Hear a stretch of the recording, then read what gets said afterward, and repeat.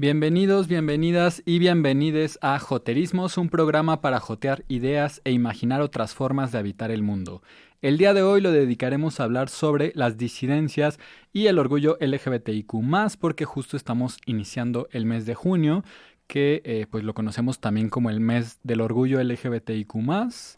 Entonces, bueno, pues es un mes y es un llamado del movimiento histórico de la diversidad sexual para conmemorar, para recordar las luchas de la diversidad sexual desde los disturbios de Stonewall en Nueva York en 1969, como las primeras marchas LGBTIQ+ en América Latina, por ejemplo, la de 1978 en Ciudad de México. También de manera paralela, las empresas, instituciones de gobierno se llenan de arco iris, se cuelgan de esta lucha, se ponen en sus logos, ¿no?, las banderas de la diversidad sexual. Y esto es lo que conocemos como pinkwashing o lavado rosa, de lo que queremos hablar hoy también.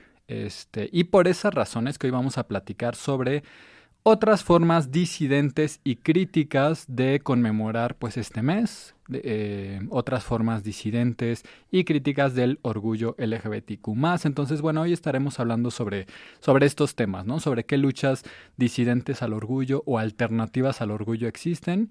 Entonces, pues como siempre me da mucho gusto saludarles. Yo soy Emal Brunel y me da mucho gusto estar aquí con Ferka Vélez. ¿Cómo estás, Ferka? Hola, Emal. Muy bien, gracias. ¿Y tú? Muy bien, bienvenida a este episodio. Roy Ponce también nos acompaña. ¿Cómo estás, Roy? Oli, yo muy bien. ¿Y ustedes cómo están? Muy bien, aquí con calorcito y un poco de caos en la Ciudad de México, pero también, pues como decía, estamos empezando este mes del orgullo, ¿no? Que, pues obviamente para mucha gente puede ser un mes de mucha celebración, de muchas fiestas, de muchas cosas que se mueven. Y también, pues para otras personas, otros grupos, es muy importante pensar, recordar, sentarnos a analizar por qué estamos luchando, ¿no? En qué situación, en qué contexto están las personas de la diversidad sexual, cuáles son nuestras posturas ante lo que pasa en el mundo, ¿no? Hemos hablado en este programa muchísimo sobre el auge de las derechas en el mundo. Hemos hablado también sobre lo que está pasando con el genocidio palestino, en fin, muchas cosas. Y justo por eso nos parece importante pensar el día de hoy en este episodio sobre las disidencias y el orgullo LGBTIQ+. Una de las primeras preguntas que queríamos platicar, y estaría buenísimo también que ustedes nos escriban en Instagram @joterismos, o también en TikTok @joterismos, que nos escriban qué piensan sobre esto, pero una de las primeras preguntas que teníamos es ¿qué críticas al orgullo nos gustaría nombrar o visibilizar el día de hoy? Y pues como que una de las ideas que yo quería traer a esta discusión para responder esta pregunta, algo que me gustaría nombrar y visibilizar en este mes del orgullo es este tema del pinkwashing, ¿no? O el lavado rosa, que sería la traducción. Que, como hemos explicado antes, pues el lavado rosa es esta estrategia que de pronto pueden tener los gobiernos, las instituciones, organizaciones, las empresas para, pues mostrar o hablar sobre derechos LGBT o para mostrarse LGBT amigables, al mismo tiempo que con eso intentan como ocultar un daño que están haciendo, ¿no? Una vulneración a otro tipo de derechos. El ejemplo más claro y que yo quiero traer aquí y tiene una relación muy importante con estas conmemoraciones del orgullo, y ahorita voy a llegar a ese punto, pues es Israel, ¿no? El Estado de Israel. El Estado de Israel lleva muchos años, décadas incluso, utilizando a la diversidad sexual para mostrarse como una democracia en Medio Oriente, ¿no? Para mostrarse como un Estado progresista, avanzado en estos temas, e incluso dice que es el único Estado LGBT amigable en Medio Oriente, ¿no? Es esta crítica que Israel y otros países occidentales hipócritamente hacen, diciendo que todos los países alrededor de Israel pues son atrasados, son patriarcales, etcétera, y es también una forma de justificar intervenciones racistas y coloniales e imperialistas, ¿no? Entonces, bueno, mientras Israel está cometiendo un genocidio contra el pueblo palestino, pues se cuelga de la lucha LGBT, ¿no? Y entonces, como decía, Israel lleva años financiando el turismo LGBT, sobre todo en Tel Aviv, ¿no? Que se considera como una capital gay en el mundo. Y hay personajes, de hecho, que son como muy visibles, ¿no? Como no sé si han escuchado de Eliad Cohen, que es esta figura que fue, pues, militar, ¿no? Como todo el mundo en Israel, pues tienes que pasar por el ejército, pero después de ser militar fue modelo y ha sido una de las figuras más importantes LGBT a nivel mundial, ¿no? Y ha participado en esto que se llama el World Pride, ¿no? Que es como el Pride mundial, el orgullo mundial. Ha viajado a muchos Prides del mundo, como el de Madrid, etcétera. Y un poco su tarea, su trabajo es hablar de Israel y de lo LGBT, ¿no? Este, mm, y al mismo tiempo, pues Eliad Cohen, obviamente, como buen israelí, es defensor del genocidio, ¿no? Es defensor de esta cosa que ellos llaman el derecho de Israel a defenderse. Entonces, ¿por qué hablar de Israel y del pinkwashing en el mes del orgullo? Pues justamente porque hay muchísimas empresas que este mes utilizan el arco iris, utilizan la bandera LGBT y al mismo tiempo financian, apoyan el genocidio, ¿no? En el genocidio palestino. Entonces, bueno, pues ahí hay como un buen ejemplo de qué es el lavado rosa, ¿no? El uso político de nuestras luchas, de nuestras existencias, para distraer la atención de esos daños. Que habría que pensar también cómo es que de una u otra manera se ha abierto una suerte de inclusión global, por así llamarlo un poco de rápido, pero pienso y pensaba cuando estábamos preparando y platicando sobre el tema, en cómo es que de una otra forma la inclusión que se da o la apertura que se da a estas otras sexualidades, estas otras expresiones de género, también pasan como por un momento en el que hay un mercado al cual apuntar, ¿no? Entonces me parece bien interesante cómo pensar que en realidad somos aceptados en la medida en la que tienes una suerte de intercambio económico, ¿no? Y que produces moneda de cambio, ¿no? En ese sentido, lo decía como un poco para abrir o sea, decir, para como contextualizar cómo es que, por un lado, hay una lucha política, ¿no? En el que se exige no solo la inclusión, sino una vida digna, pero pareciera, o sea, pero es como solo una idea mía, ¿eh? Pareciera que eso se va abriendo en la medida en la que entonces uno puede ser un sujeto dentro del mercado.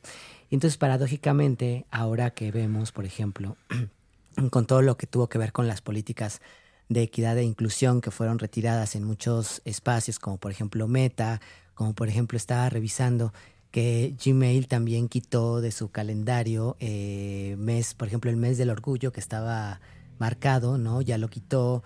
Es decir, hay varias empresas que han ido eliminando todo lo que tiene que ver con sus políticas de equidad e inclusión, no solo retirando fondos, ¿no? Para trabajos, para proyectos, para cambios sociales, para cuestiones culturales con relación al género y al sexo, sino también retirando pues todo lo que tiene que ver como con sus políticas de contratación, de mejorar ambiente laboral, que bueno, para hacer un breve chiste, un chiste nunca se explica, pero lo tengo que hacer. Ahí sí el capitalismo es un poco incluyente, es decir, a todos nos tiene explotados por igual y a todos nos maltrata por igual. Entonces, bueno, estaba revisando, por ejemplo, empresas que reducieron, eliminaron todos sus programas se me fue la palabra, de equidad e inclusión. Por ejemplo, está Meta, está Amazon, está Walmart, está McDonald's, está Boeing, está Ford Company, Microsoft, Zoom, bueno, y otros sinfín de marcas que claramente yo no conozco. Tengo aquí una lista. Está Target, que también no conozco, pero que la he escuchado mencionar. Y bueno, Todo esto es pensando en cómo lo que mencionabas muy al inicio, Emal, que tiene que ver con esta cuestión de cómo las empresas se apropian, ¿no? No solo de la lucha, sino además de la estética, de la representación, de la misma narrativa. Estaba haciendo un recuerdo, por ejemplo, este año yo no he visto tantas campañas como el año pasado, pero ya me dirán ustedes, sobre temas del orgullo, del Pride, ¿no? O sea, es decir, creo que Nike hacía campaña y otras marcas, pero por ejemplo, estas grandes marcas que lo primero que hacían el 1 de junio era lanzar toda su estrategia de marketing, este año yo las he visto un poco apagadas. Es curioso porque también uno camina en la Ciudad de México y empieza a ver lugares en donde empiezan a poner las banderas, ¿no? Eh, por un lado, pensaba, eso es de repente como un poco, es decir, te contagia de una suerte de vibra, ¿no? Pero la cuestión es que la bandera en realidad puesta en una ventana de una empresa, de un corporativo, tampoco garantiza, ¿no? Absolutamente nada. Entonces aquí hay como un reto, ¿no? Una gran paradoja, es decir, por un lado, tenemos toda la cuestión del orgullo, del pride, que de una u otra manera también se ha ido mercantilizando, se ha hecho una moneda de cambio, en fin, mil cosas podemos hablar sobre eso. Pero por otro lado, frente a un montón de películas, frente a un montón de políticas en donde se están solo incrementando los temas de exclusión, de violencia, de racismo, etcétera, etcétera, etcétera. No sé si a veces, pues, de menos tener esa bandera que a veces no garantizan, ¿no? Condiciones laborales mejores, pueda ser, pues, de menos ahí una pequeña gesto, ¿no? De que, bueno, algo se está diciendo. No sé si me doy a entender, pero bueno, dejaría ahorita por ahí la cuestión. También preguntaría o menos preguntaría, ¿no? Es decir, ¿qué sucede después de, o sea, los 11 meses restantes del año, ¿no? ¿Cómo es que las empresas pueden hacer efectivas todas sus políticas, sus ambientes, sobre todo el tema de la contratación, ¿no? Es decir, si tienen o no una suerte de cuota de género que cubrir, qué sé yo, o sea, hay un mundo de cosas por hablar con relación al mes del orgullo, al Pride o a la misma lucha de las disidencias. ¿Tú, Ferca? Bueno, pues yo pensando un poco como en el tema de hoy, en lo que hemos estado como discutiendo al respecto de, pues tal cual las disidencias y la cuestión del orgullo, pues yo reflexionaba más bien, pues el término disidencia, ¿no? Que es un término bastante político y que en realidad, pues digamos que incluso los movimientos del orgullo en algún momento eran sexo disidentes, ¿no? Me preguntaba más bien qué pasó, ¿no? Siempre me pregunto qué pasó cuando se perdió esa cuestión de politizar la cuestión LGBT vía el término del orgullo, ¿no? Porque evidentemente hay toda una serie de políticas afectivas de, pues, el repudio, el rechazo, la vergüenza que hacían que por mucho tiempo muchas personas sintieran que pues su vida, su modo de ser, su modo de vivir, pues no era el adecuado, ¿no? Y pues se sintieran excluidas de pues los espacios públicos, de ser merecedoras de los derechos, pues de la dignidad humana en general. Entonces, pues hasta cierto punto las políticas del orgullo fueron disidentes en algún momento. Ahora, el problema de la manera en la que yo creo que se han articulado, y por eso es que esta cuestión de, pues, que le criticas un poco el orgullo, es en general, muchos de los movimientos y de las luchas LGBT contemporáneas, pues, se articularon dentro de, pues, un horizonte histórico específico, que es el auge del neoliberalismo, ¿no? Y por desgracia se amalgamaron en muchos lugares, sobre todo en Estados Unidos, que tiene una hegemonía pues política, económica y social y cultural muy importante, pues se amalgamaron con estas políticas del multiculturalismo, ¿no? Que lo que impulsaban era una agenda pues bastante superficial en donde ciertos grupos eran diferentes, pero su diferencia era más bien una cuestión meramente pues cultural, estética, y que debían y podían convivir con toda otra serie de grupos desde esta relación de pues las mayorías y las minorías, ¿no? Entonces, en ese sentido, lo LGBT a mí me parece, y la marcha del orgullo empezó a ir hacia ahí, pues empezó a ser más bien un movimiento que reflejaba pues un cierto estilo de vida, ¿no? Un estilo de vida que rápidamente fue cooptado por marcas, porque evidentemente, pues si había elementos, significados, símbolos bastante capitalizables, pues las propias lógicas del mercado iban a ver ahí un terreno pues bastante fértil para poder actuar. Y sin embargo, las políticas LGBT no tendrían por qué haber quedado en esta parte meramente pues ideológica del multiculturalismo y de la apuesta liberal, de la, digamos, estilización y estetización de las minorías, ¿no? ¿Por qué? Porque pues las disidencias tal cuales de sexo o género marcan justamente una crítica al modo incluso de producción y de reproducción social. Eso es lo que tendría que haber sido la lucha, pues la configuración de las luchas, de la disidencia de género, ¿no? Entonces, ¿qué pasa con esto? O sea, ¿y a dónde quiero llegar? Que hoy en día no, o sea, yo creo que venimos de un momento histórico que ha sido como pensado, articulado, y pues lo conocemos muy bien, donde hay conceptos como el pink washing, en donde un montón de marcas, un montón de estados, pues se muestran como aliados en ciertas fechas para pues tener o difundir este discurso de bueno, pues al final sí estamos haciendo algo por los derechos de estas poblaciones cuando en realidad no ha sido así, pero siento que ese momento ya está pasando y está pasando por el auge de las derechas.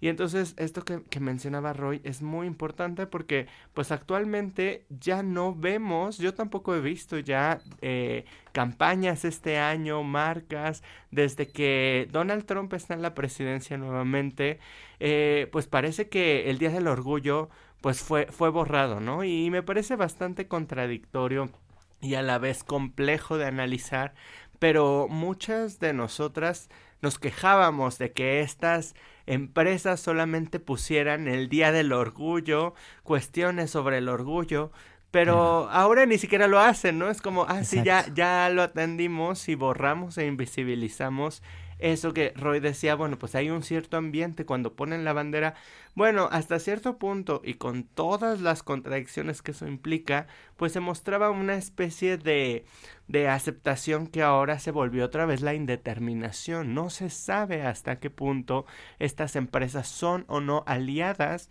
de un movimiento que pretende exterminarnos, ¿no? Y eso es justamente porque, pues al final, y con esto concluyo para amarrar con lo anterior, pues al final, pues parece que las políticas LGBT y el orgullo empezó a constituirse o terminó constituyéndose como una cuestión meramente superficial, una cuestión incluso ideológica. Sabemos que todo es ideológico, pero hay ciertos derechos que se han naturalizado como parte de ciertas estructuras sociales. Hay otros que no, hay que luchar por ello, pero es muy clara, ha sido muy claro que los derechos LGBT han sido todavía construidos como este espacio ideológico que en el momento en el que de manera muy superficial se cambia el espectro político hacia la derecha, se mueve hacia la derecha, pues las personas LGBT perdemos lo poco que hemos ganado porque es algo que nunca ha permeado de base. Nunca ha habido una crítica real a los sistemas de producción y reproducción capitalistas dentro de las disidencias sexuales. Digo, en los 70s empezaba a hacer eso. ¿Qué pasó entre los 70s y los 90s? A partir de las respuestas también que hubo hacia la pandemia de VIH-Sida y las respuestas estatales ante ello, que al final lo que terminamos es por constituir un mundo en donde el orgullo fue una cuestión despolitizada que en cualquier momento se puede borrar, justamente porque pues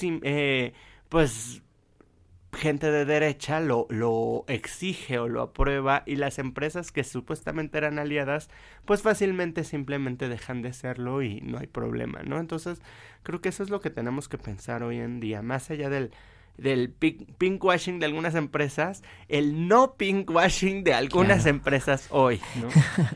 Uno no sabe que lo iba a extrañar, ¿no? Hasta que ya no está. No, y yo creo que justo esta época, este año precisamente, a diferencia de otros años, estamos viendo mucho más que nunca esta como regresión, por decirlo de alguna manera, de ciertos derechos ganados. Y ahí es donde queda la pregunta un poco de si los derechos de ciertos grupos son como temporales, ¿no? Dependen de, por ejemplo, del gobierno que tengas, ¿no? De que tengas un gobierno un poco más progresista, pero de pronto llega un Donald Trump o un Milei o un Bukele, y entonces hay como una regresión de derechos muy fuerte, ¿no? Y entonces esto que decían ustedes de que las empresas, los establecimientos en Ciudad de México no están poniendo banderas LGBT como en otros años, pues no es como que, ay, se les olvidó, ¿no? O sea, es esto que decíamos desde que llegó Donald Trump a la presidencia, que fue este año 2025. Ahora, perdón, un paréntesis, que es bien interesante porque ahora que veía la nota de Google, de Google que había quitado el tema del calendario y le hacen la crítica, Google dice, no, lo hicimos antes que llegara Donald Trump. O sea, todos nos quedaron como en payasos. la campaña. Quedaron como payasos, pero es decir, no sé si aprovecharon, claro, que eso es más delicado, es decir, que aprovecharon la llegada de este personaje para ya meter iniciativas de este estilo, ¿no? Pero te interrumpí, sigue. No. Y aparte ahorita esto que dices de Google es muy interesante porque justo a veces no nos damos cuenta cómo la información es el verdadero negocio en la actualidad, ¿no? Claro que Google tiene un buen de información y puede, antes de que Donald Trump llegue a la presidencia, saber lo que se viene, ¿no? Porque pues Google es quien recibe todas nuestras preguntas, todo lo que estamos buscando, Google lo tiene súper sistematizado. Entonces, pues ¿Quién tiene nuestro correo de joterismos? Y conoce las tendencias, ¿no? Y la tendencia actual, pues, es la derechización del mundo. Y entonces, pues sí, aunque es un tema del gobierno de Estados Unidos, muchísimas empresas se están alineando con Donald Trump y con las derechas y están retirando sus políticas estas que decías, Roy, ¿no? De DEI, diversidad, equidad e inclusión. Y pues nada, eso está bien fuerte, ¿no? Y justo por eso, porque estamos viendo, y de hecho hay cuentas en Instagram y en TikTok que están haciendo como esa comparación, ¿no? Del año pasado y este año, como empresas el año pasado sacaban su logo, por ejemplo, HP sacaba su logo en junio con el arco iris y este año ya no. Entonces, pues creo que es justo un buen año para preguntarnos, bueno, entonces, ¿por qué estamos luchando, no? Si creíamos que estábamos luchando por un mundo en donde las empresas y los gobiernos iban a estar con nosotros y nos iban a respaldar y ya estamos viendo que ya no, pues entonces, como, ¿para dónde va la lucha, no? Que la pregunta también sería, ¿qué tanto va a reflejarles? Pues por eso les decía la cuestión de la cosa económica. Habría que saber, o sea, más bien, sería interesante saber qué tanto va a reflejarles en términos de pérdidas o ingresos, ¿no? Pues ingresos, este mes, sí. Sobre todo porque en realidad era un mes, me parece que en ese sentido para estos personajes, un mes en el que a lo mejor las ventas incrementaban, qué sé yo, ¿no? Pero, o sea, lo que quiero decir es, una vez que ellos evalúen el impacto que pueda tener, ¿no? Este tipo de economías, en una de esas dicen, no, saben que siempre sí, bienvenides, nos equivocamos, qué sé yo, y pues adelante, no lo sé, ¿no? O sea, es decir, yo lo quiero pensar como en términos más crudos, como qué tanto Es decir, va a afectarles igual y nada y nunca, porque como seguimos comprándoles. Pues también hay que recordar que el capitalismo funciona y hay Claro, empresas gigantescas como estas que estamos nombrando, gracias a que no pagan impuestos, a que tienen apoyos de gobierno, a ¿no? que sobreexplotan A que gente. sobreexplotan gente y son protegidas por los gobiernos, ¿no? Entonces, claro, pues obviamente te vas a alinear con Donald Trump y te van a valer las personas de la diversidad sexual, porque pues en realidad tu ganancia está ahí, ¿no? En no pagar impuestos y en saltarte la ley cuando te conviene. Entonces creo que, pues nada, es un reflejo muy, muy fuerte de lo que estamos viviendo en muchos países. Y entonces, pues nada, eso, como que eso queríamos pensar hoy también, ¿no? Como, entonces, como hacia dónde va la lucha. Ah, y también un dato que quería decir antes es que, creo que un poco tú lo decías, Ferca, ¿no? O sea, como este momento de quizá de celebración o este momento en el que, y también lo dijo Nicolás Cuello cuando vino, este momento como de sentirnos así como que estábamos ganando batallas como diversidad sexual, como también le pasó al feminismo, en realidad fue un periodo súper cortito. Justo estaba recordando con una amiga que la primera vez que salieron las embajadas de gobiernos a marchar en el Pride de la Ciudad de México fue en 2016, o sea, hace 9 años, ¿no? Es súper poquito tiempo en que, de verdad, o sea, la embajada de Estados Unidos, la de Israel, me acuerdo porque pues hicimos una protesta justo contra esas embajadas, pero había varias embajadas, ¿no? Y entonces, como que es bien loco o sea, que duró bien poquito tiempo ese como supuesto respaldo, ¿no? Que también, no me acuerdo si fue el año pasado que estuvo Sheinbaum, o hace 2 años, ¿no? No sé, que estuvo Sheinbaum rapidísimo. Sí, yo creo que fue el año pasado porque fue como parte de Su campaña, ¿no? O ya de está. su campaña. Sí, Estaba en ¿ya dos, fue está? hace 2. Sí, Sí, ¿no? bueno, Bueno, no el sé, punto es pero que, claro, el punto hay es que se suben, políticos. claro, lo que quieres decir es se suben a la carroza alegórica cuando es conveniente y a las 2 cuadras se bajan rápido porque en realidad es solo temporal, que es algo que hemos platicado, se platica y seguramente lo han escuchado, ¿no? Es decir, este meme, ¿no? ¿Se acuerdan de este noticiero donde está, Ah, se me fue su nombre, Denise Denise Merker, y que quita y pone la bandera, ¿no? O sea, es decir, bueno, ya se acabó esto, que eso bye. debe ser de periodo de Peña, o sea, es muy reciente también. Pero, es decir, es decir, Meme, pero es como la dinámica, ¿no? O sea, es decir, en qué momento es una suerte de, no sé qué palabras ponerle, sí, pero Es mega la- performativo, ¿no? Es total. como de, lo haces porque lo tienes que hacer, pero no significa nada, ¿no? O sea, es Mm, como, ok, ya ujú. pusiste la bandera del arco iris, ¿y eso qué? O sea, Sí, como claro. qué viene después, ¿no? Creo que sí está, como que caímos en esa trampa y justo también estaba diciendo esto de las embajadas, porque me acuerdo que organizamos muchísimos colectivos, o sea, no éramos pocas personas. eh, Organizamos como una protesta justo ese año, del 2016, en el Pride, como para intervenir esa zona donde estaban las embajadas. Y pues muchísima gente de la diversidad sexual pues defendía también a esas embajadas, ¿no? Y creo que de pronto pues como que te convence muy fácil, ¿no? Te da mucho gusto esta cosa de ver a Trudeau, digo, ya no es primer ministro de Canadá, pero Trudeau pues marchó varias veces en las marchas del orgullo de Canadá y todo eso, ¿no? O sea, de pronto se volvió un poco como la forma más hegemónica de la lucha LGBT, ¿no? Bueno, lucha por decirle algo, pero pues se borraba de hecho la lucha en esos espacios, ¿no? Lo cual creo que lo hemos platicado también, o sea, pues para muchísimas personas puede ser muy importante ir al orgullo, ¿no? O sea, como yo creo que muchas personas recordamos como la primera vez que fuimos, Claro, tal vez sí.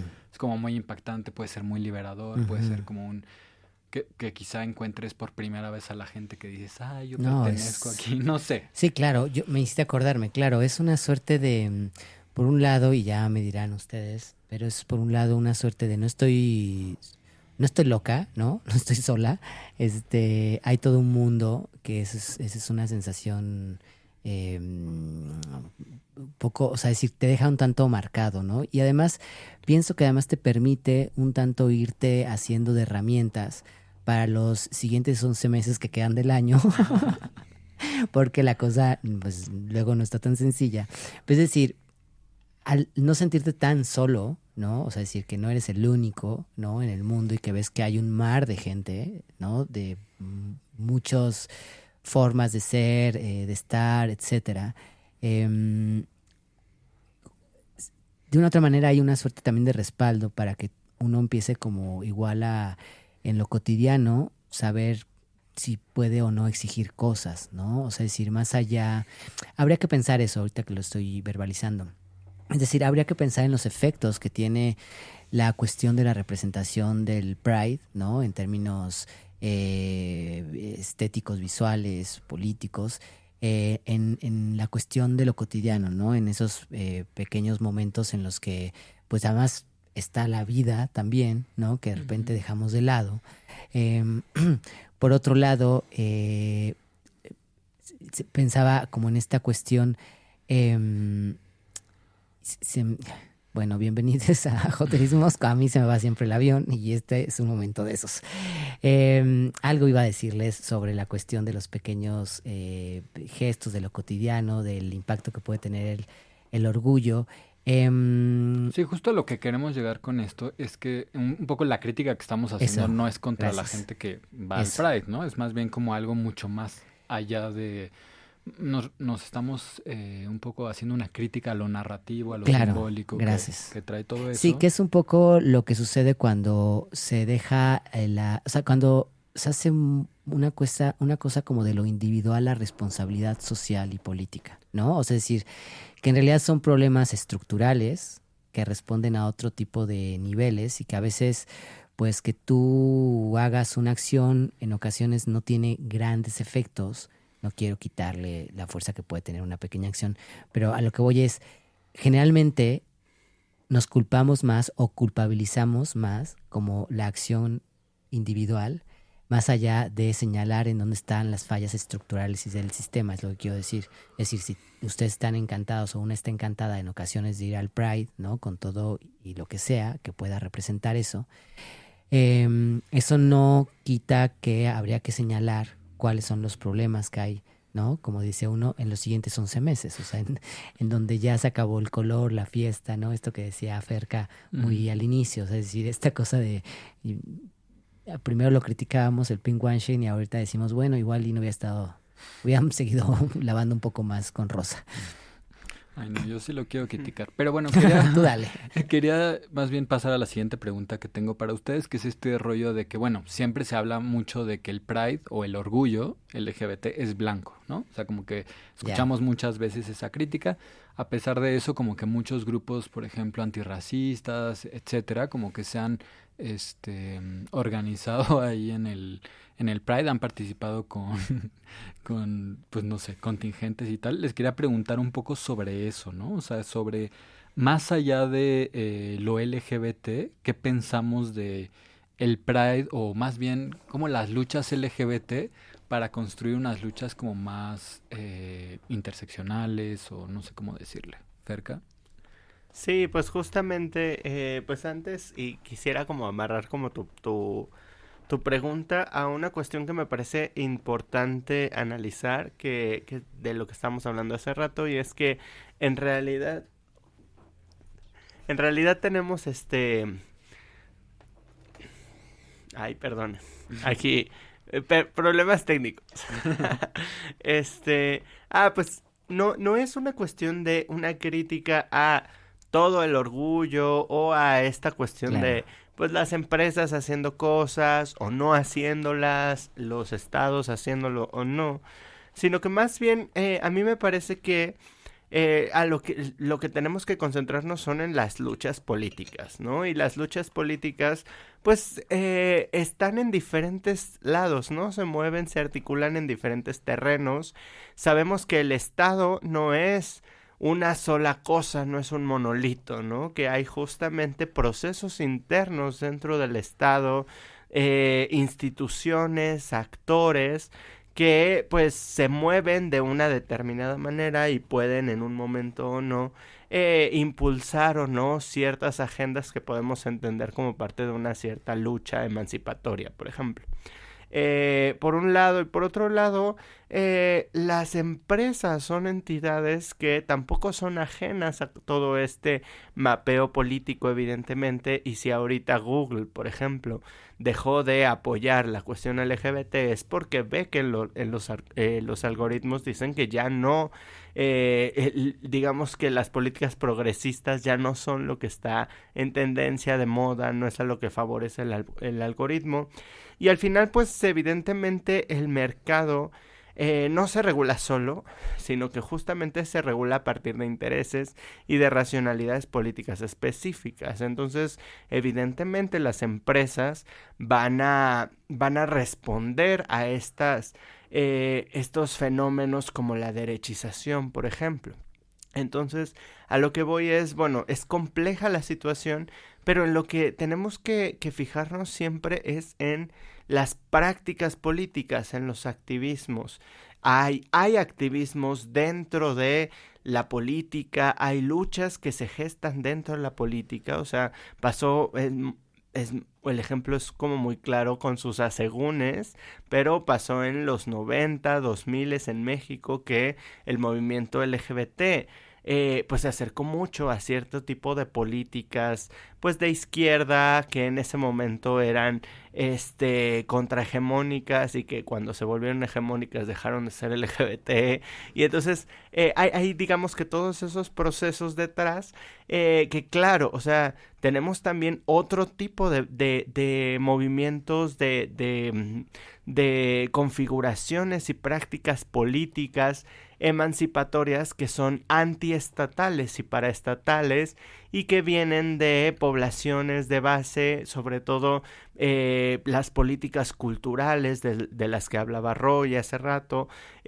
pues son cosas por las que le apostamos y porque a veces son menos problemáticas en el sentido de que sabemos que el Estado funciona a partir de monopolios de la violencia y que justamente el capitalismo opera a partir de el despojo y la explotación y evidentemente las políticas LGBT que provengan del Estado y que afecten al mercado pues no están cuestionando esa manera, esa lógica interna de esas posibilidades y sin embargo tienen algo muy muy interesante y muy importante por lo que hay gente que le apuesta a ese tipo de luchas y es los procesos de institucionalización, los procesos instituyentes, o sea, al final lo que tenemos también, pues son derechos, ¿no? O sea, y es una cuestión como que ha permeado en otros ámbitos más allá de lo cultural incluso, ¿no? Entonces,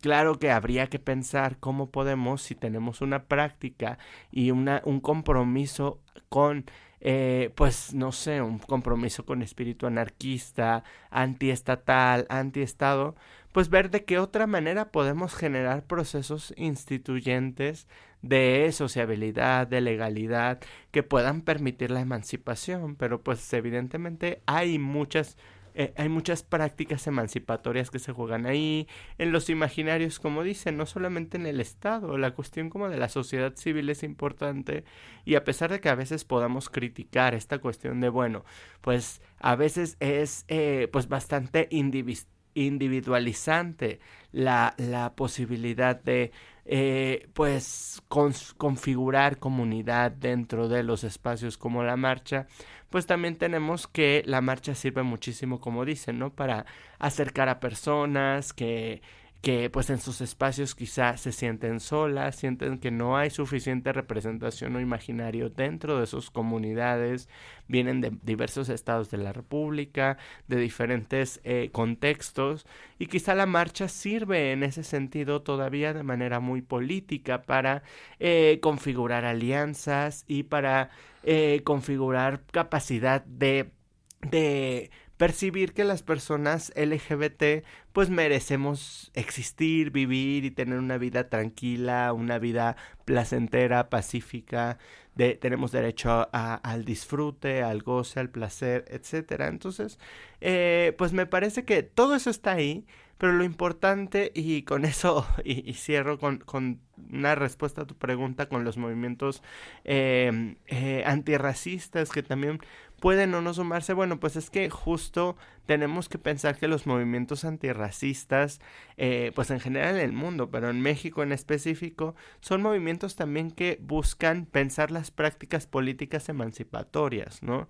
Entonces van a apostarle, y siempre le han apostado, a espacios en donde podamos construir esas prácticas. Al final, la marcha, al final, los espacios en el gobierno, al final, incluso las políticas empresariales, que puede haber o no una contradicción dependiendo de nuestras posiciones acerca de qué creemos que es el Estado y cómo creemos que sea la justicia social, restaurativa, etcétera. Pues justo, pues son espacios en donde podemos hacer algo, ¿no? Y en donde hay ciertas personas, sobre todo personas que están comprometidas con luchas antirracistas, que dicen, si en este espacio, en este momento, con esta coyuntura, podemos generar estas alianzas emancipatorias de lucha colectiva, pues adelante, ¿no? Entonces, pues yo creo que son espacios en disputa. También si decimos, la marcha es justamente despolitizada. Bueno, sí, cualquier espacio puede despolitizarse y repolitizarse, ¿no? Entonces creo que eso es importante percibirlo. Voy a subrayar eso que dijiste de cualquier espacio puede ser despolitizado o politizado otra vez, ¿no? Es decir, insistir que hay algo ahí en movimiento y que depende de pues, la suma de unos cuantos, a lo mejor para empezar a reactivar la cosa, qué sé yo. No, y la verdad es que creo que este tema que también era parte como de las preguntas que queríamos hacernos, ¿no? Como de, pues un poco qué onda con la interseccionalidad, qué onda con las luchas de los grupos oprimidos en conjunto, ¿no? Qué onda con estas redes que se pueden ir construyendo. Yo creo que también con esto que platicábamos de pues como las derechas, la derechización de gobiernos y del mundo, pienso que hay un triunfo que tienen las derechas, que es un poco como encapsular las luchas, ¿no? Un poco, lo he dicho muchas veces, pero como esta cosa de que de pronto las personas migrantes están afectadas por ejemplo, el trumpismo, ¿no? Las deportaciones, las detenciones, etcétera, pero al mismo tiempo celebran quizá como ciertas regresiones en derechos para la diversidad sexual, ¿no? Y lo mismo pasa con la diversidad sexual, que de pronto se queja o lucha contra ciertas regresiones de sus derechos, pero celebra, pues no sé, de pronto que detengan a las personas migrantes o tienen comentarios racistas, ¿no? O sea, creo que estamos en un momento en donde se ha logrado un poquito eso, ¿no? Como desvincularnos de las luchas y pues un poco aislarnos, y entonces creo que estas luchas están un poco, o sea, creo que es un buen momento para buscar esos puntos en común, ¿no? Esos lugares en donde podamos construir en conjunto, y pues eso era un poco parte de lo que quería decir, ¿no? Que justo el año pasado me tocó participar en esto que se llamó la contramarcha con Genocidio No Hay Orgullo, y este año se va a volver a hacer, y creo que es muy importante pensar esas conexiones, ¿no? Porque creo que en internet ahorita se está discutiendo mucho eso, ¿no? De por qué la diversidad sexual está con Palestina, ¿no? Y creo que hay una cosa también mucho de, no, pues váyanse a Gaza a luchar por sus derechos, ¿no? Si es que están con Palestina y tal. Es un poco otra vez desde esta narrativa del pinkwashing. Pero, pues un poco la insistencia de construir desde ahí es también por entender cómo, y hace poco lo veía como en una publicación, ¿no? Como Palestina está en todos los temas, ¿no? En migración, en diversidad sexual, en militarización, o sea, como que hay conexiones de todas las luchas con Palestina, ¿no? Y entonces pensaba en esa importancia de construir la diversidad sexual o las disidencias sexogenéricas también desde ahí, desde ese entendimiento de cómo estamos conectados de cierta manera a estas luchas, ¿no? Cuando las pensamos de una manera antisistémica. Entonces, un poco como pensando en qué se puede construir, como qué alternativas al orgullo o qué llamado harían, aprovechando que estamos como en este mes de conmemoraciones, como qué les gustaría ver, qué les gustaría construir desde las disidencias sexogenéricas, no necesariamente en este mes, pero pues quizá en estos tiempos. Yo solo pienso en mejores condiciones laborales. Claro.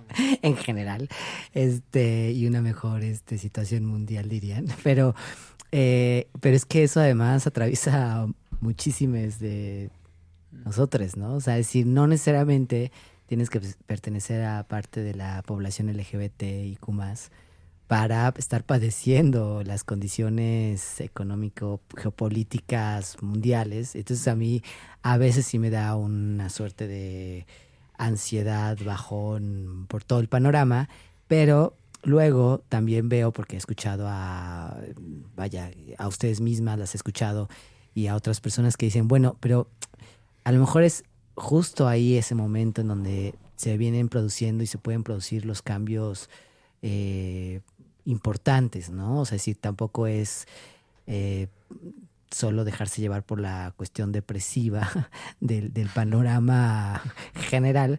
Y bueno, bien que mal, sí, o sea, habría que pensar a lo mejor cómo encontrar dentro de este escenario esas pequeñas fisuras para darle la vuelta a la cosa, ¿no?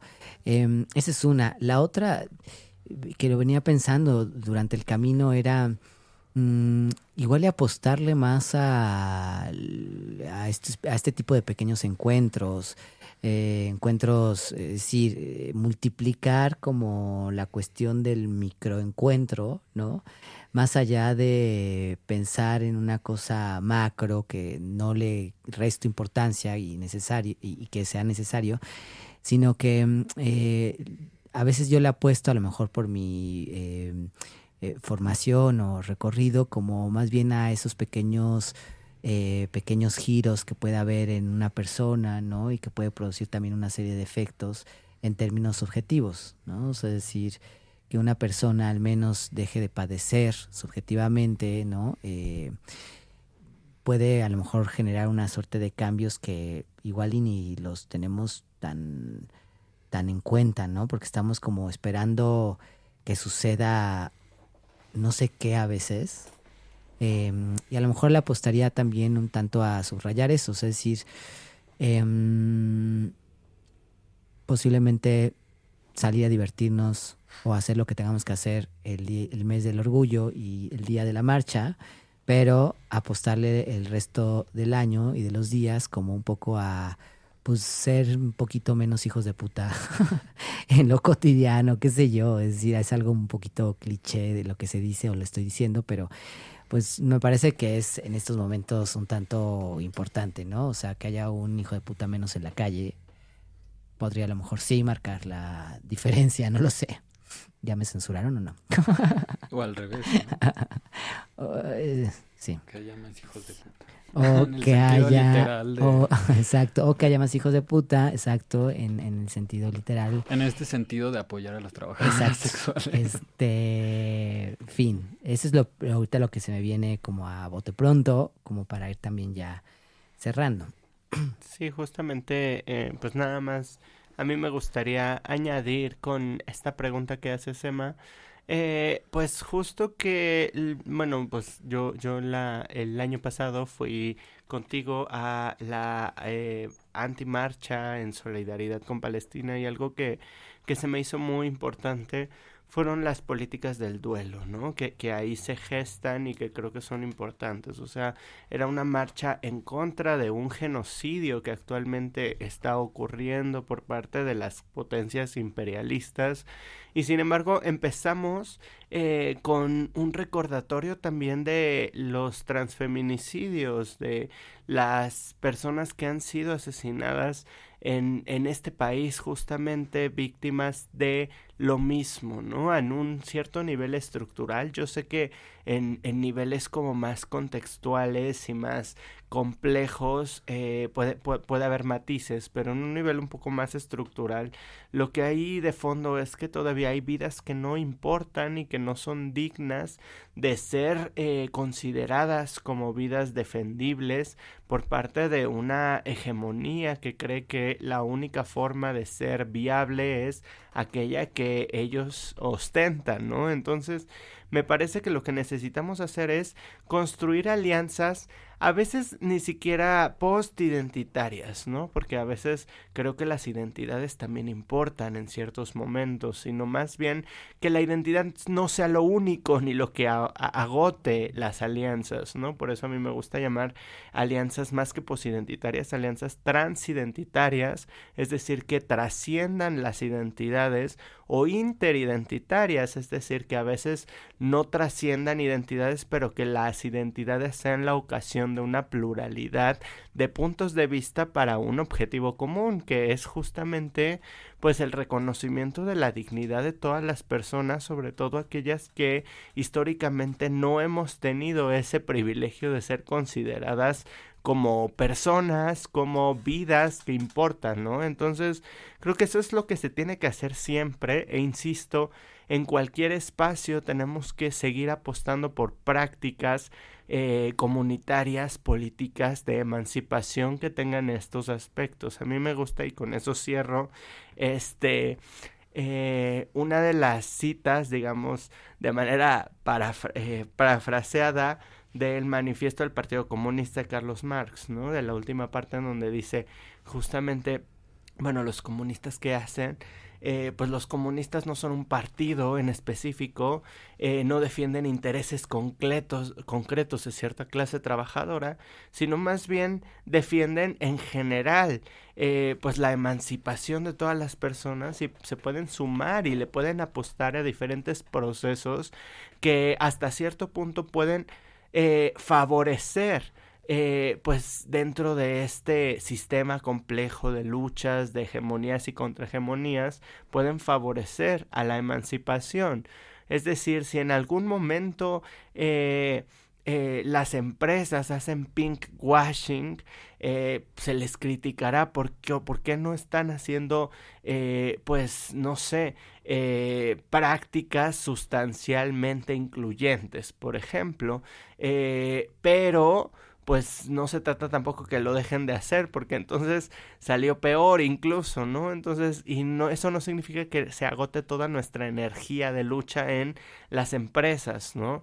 Evidentemente las empresas hasta cierto punto y pueden facilitar ciertas cosas, pueden empeorar otras, pero bueno, pues qué mal que ya no salgan a posicionarse al menos, ¿no? Entonces ahí hay una lucha pendiente. El Estado igual, pues el Estado qué mal que despolitice cuestiones, movimientos de base que sean contraestatales, paraestatales, pero digamos que bien que dentro del propio Estado hay una lucha interna en donde hay actores políticos que permiten prácticas de institucionalización como la legalidad, la legalización de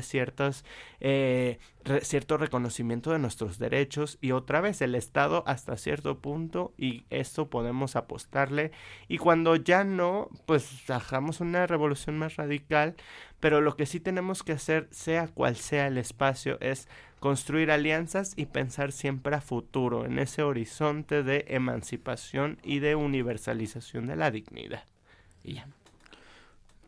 Justo, bueno, estamos como llegando a la recta final de este episodio y quería traer un poco de panorama así reciente de luchas que un poco se salen de esta narrativa del orgullo que hemos estado criticando, ¿no? Del orgullo blanco, del orgullo más cooptado por el gobierno y las empresas. Por ejemplo, en Hungría este año, y lo comentamos en alguno de los episodios, este gobierno también de derecha de Víctor Orbán prohibió el Pride, ¿no? En Hungría pues está prohibido el Pride a partir de este año, es algo como también súper fuerte, pero se está organizando el Pride, y eso creo que también son esas cosas en las que, pensando en estas alianzas más allá de tu territorio, creo que está bueno de pronto como poner atención como de qué va a pasar, ¿no? Porque pues va a suceder el 28 de junio, me parece. Hay muchas organizaciones que están buscando acompañar esa protesta, que pues justo se siente más como protesta en ese contexto, ¿no? Ya no es tanto el Pride cómodo en el que el gobierno, por ejemplo, aquí en Ciudad de México, que te pone los turibuses y todo eso, pues es otro contexto súper distinto, ¿no? Y como bien decía Ferka, también el año pasado se organizó la contramarcha en Ciudad de México, y de manera paralela, no sé si sea la primera vez que pasa, probablemente no, en Bogotá también se hizo una contramarcha. Y la verdad es que en ese momento, digo, a mí me tocó participar en la organización de la Contramarcha de la Ciudad de México. Igual, muchísimos colectivos participaron, incluido BDS, que es como esta organización, la organización más importante como de lucha pro-Palestina. Y bueno, no, quizá no estuvimos tanto en contacto con la Contramarcha de Bogotá hasta ya que sucedió y que compartimos fotos y tal, pero este año como que sí estamos más en contacto, estamos organizando justo estas dos contramarchas, ¿no? Bogotá y Ciudad de México, y queremos ver cómo podemos como construir una narrativa más en común, y eso me parece súper importante, ¿no? Ver en dónde nos encontramos más allá del territorio. También quería recordar estas protestas que hubo las marchas antirracistas, antifascistas, LGBTIQ más en Argentina, ¿no? A partir de esto que dijo Milei en el Foro Mundial Económico de Davos, y cómo se organizaron, fueron marchas pues masivas, ¿no? Y súper importantes como para contrarrestar todo esto que hemos estado criticando. Pero, pues bueno, o sea, a mí me ha gustado mucho como desde hace algunos años ponerme a revisar esto, como las contramarchas o las protestas alternativas al orgullo. Y realmente en América Latina hay muchos ejemplos, ¿no? Entonces también como que quisiera cerrar este episodio con esa invitación, ¿no? De que, bueno, pues si quieres ir al Pride, a las fiestas, está chido, pero también si no quieres, si te late como encontrarte desde otros lugares, ¿no? Como pensar en esta politización de la que hemos estado hablando, pensar en las redes antifascistas, antirracistas, pues creo que realmente hay muchos espacios donde puedes como sumarte, donde puedes colaborar. Yo he estado hablando mucho de esta contramarcha de la Ciudad de México, pero qué importante es ver qué se está haciendo también en los estados, ¿no? Ahorita hay muchas denuncias por esto que está pasando en el Pride de Guadalajara, ¿no? Que pues como la organización de la marcha del Pride estaba cobrando lugares VIP, ¿no? Entonces, pues otra vez la gente está diciendo, oigan, pero pues esto es una protesta, ¿no? O sea, el Pride nació de una protesta y de pronto ya es como de, güey, te van a cobrar una entrada VIP para que estés ahí, ¿Tú ¿no? crees que el carrito se arregla solo o qué? Y en Ciudad de México ha pasado también eso, ¿no? Hemos claro. tenido esas luchas con el comité, que ya son 1000 comités organizadores de la marcha, ¿no? Pero bueno, justo quería dejar un poco por ahí, pues estas como cosas en la contramarcha del año pasado, como decía Ferca, pues estuvo muy lindo también como todas esas luchas que se conectaron, ¿no? Y a mí nunca me había pasado, pero vi mucha gente cis hetero sumándose a la contramarcha.